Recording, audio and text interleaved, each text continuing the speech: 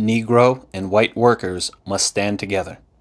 Written by C.L.R. James under the pen name J.R. Johnson. From The Negro's Fight, Labor Action, Volume 4, Number 18, August 12, 1940, page 4. Transcribed and marked up by Aidan O'Callaghan for the Marxist Internet Archive. At the present time, America, like the rest of the world, is in a grave crisis. A Negro watches the billions being poured into armaments, the draft bill for conscription in peacetime, the violent acts against aliens and fifth columnists.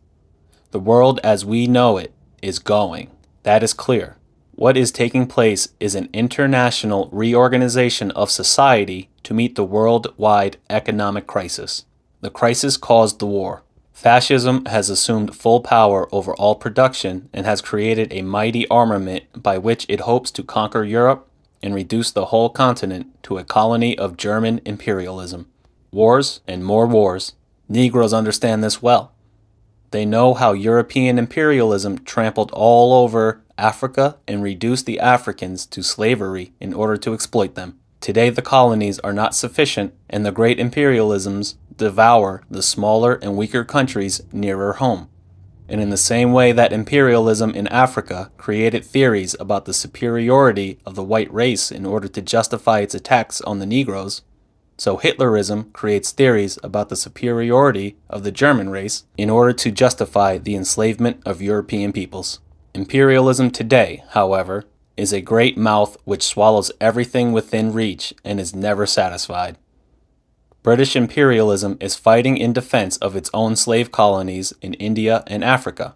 At the same time, Britain, Italy, Japan, America, and Germany are fighting a fierce trade battle for control of Latin America.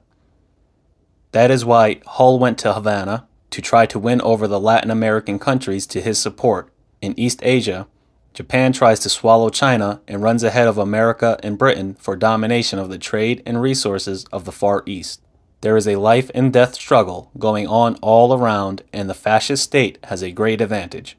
Once it has defeated the workers, it makes them work 12 hours a day for dogs' wages. It produces arms instead of food and clothes, and it can produce goods so cheaply that it undersells other countries in foreign markets. The American capitalist sees all this, and he is preparing to do exactly the same if he can, to batter down the workers' organizations, to institute control and fight trade wars and then military wars.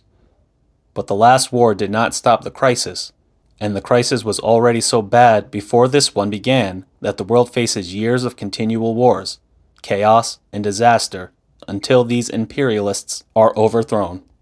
Workers must stand together. This affects the Negro in a very intimate way. Wherever the capitalist class has to batter down the workers, it tries to demoralize them by dividing them and setting them quarreling with each other. In Germany, Hitler used the Jews. In America, they will not only use the Jews, but the Negroes. The capitalists have practice in setting Negro workers against whites. As the battle between them and the workers becomes more acute, they will seek to take away jobs from the Negroes to satisfy a section of the whites. They will intensify anti-Negro propaganda. They will try to turn the hostility of the white workers against the capitalist class against the workers instead. The Negroes must understand, therefore, that the developing crisis will not only hit the American workers hard, but will hit them, as a weak section of the workers, harder than before. That bears repeating. The capitalists have long practice in setting Negro workers against whites. As the battle between them and the workers becomes more acute, they will seek to take away jobs from the Negroes to satisfy a section of the whites. They will intensify anti-Negro propaganda. They will try to turn the hostility of the white workers against the capitalist class against the workers instead. The Negroes must understand, therefore, that the developing crisis will not only hit the American workers hard, but will hit them, as a weak section of the workers, harder than before. What is the remedy? The remedy is to fight not tomorrow, not next week, but now. Fight first and foremost for jobs in industry. The Negro suffers most, and therefore he must fight most. He must fight under the general slogan of Democracy for Negroes Here and Now. He must join the local workers' organizations, like the trade unions. He must criticize them mercilessly if they try to keep him out. He must form local Negro organizations and cooperate with political organizations that will battle for Negro rights. The Workers' Party is today in the very front of that battle. The Negro must show the white workers that he means to have his rights, and that he must have his share of the jobs, that he is a fighter, that he fights always for his rights in the working class as a member of the working class. By this means, the Negro can compel recognition and respect from the great masses of white workers and prepare the way for the joint battle both have to fight against the gathering hordes of American fascism. Along this battle for his rights, the Negro must fight for the defense of civil liberties, against the persecution of revolutionaries as fifth columnists, against the enemies of democratic rights wherever they show themselves. For wherever the working class or the revolutionary movement sustains a defeat, there the Negro is defeated also, if even one Negro lives in that community. That is the lesson of today. The Negroes must learn it and learn it well, and must fight for their place in the working class movement as the surest way of defending the little that they have and gaining full equality. My thoughts on the relevance of this piece today.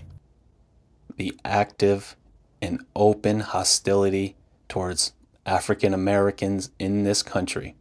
We see it in the rounding up of immigrants, black immigrants as well. We see the labor camps forming. We see the sex slave camps forming. We see the open and rampant militarism. We see the war preparations in the Middle East and Iran. The absolute oppression and genocide of the Palestinian people, the absolute oppression and genocide of the Sudanese people, the absolute attempted genocide of the Cuban people, the absolutely barbaric attack on the Venezuelan people, who, I might add, have a large African population. Cuba has a large African population.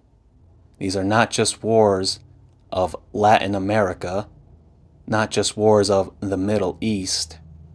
These are total world wars. They just have not labeled it yet. We are actively on the barbaric, fascist warpath. This article was written over 80 years ago. These forces never stopped. The history of the world is the history of class struggle. The African American working class has always been at the heart of the class struggle.